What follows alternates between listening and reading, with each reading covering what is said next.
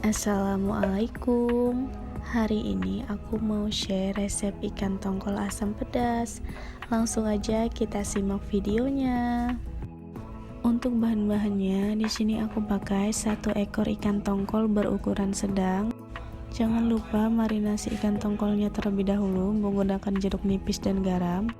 Untuk bumbu halusnya, di sini aku pakai 3 siung bawang merah berukuran sedang, 4 siung bawang putih, air asam jawa, 1 buah tomat, 1 bungkus terasi, 3 buah cabai setan, sedikit cabai kering, 7 buah cabai merah keriting, 1 batang serai, 4 lembar daun salam, dan sedikit daun kunyit.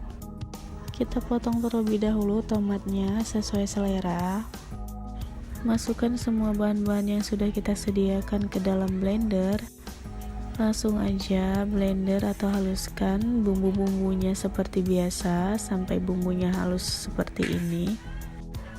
Tuang sedikit minyak, panaskan minyak dan tumis semua bumbu yang sudah kita haluskan tadi. Masukkan daun kunyit, serai dan juga daun salamnya. Tumis sampai bumbu harum dan matang. Tambahkan garam dan bumbu kaldu sesuai selera. Jangan lupa tambahkan sedikit gula pasir. Dan ini penting banget, jangan sampai di skip. Tambahkan terasinya. Kalau aku biasanya aku hancurkan terlebih dahulu menggunakan tangan. Setelah ditumis, tambahkan air sesuai selera kalian. Masukkan juga air asam jawanya. Tunggu sampai air mendidih, lalu masukkan ikannya. Untuk ikannya ini opsional aja, terserah kalian mau pakai ikan apa. Setelah ikan matang, langsung aja masukkan tomat yang sudah dipotong-potong. Di sini aku juga pakai asam belimbing supaya kuahnya lebih segar. Aku potong-potong lalu aku masukkan ke dalam kuahnya. Tunggu sampai asam belimbingnya agak sedikit layu dan kuahnya benar-benar matang.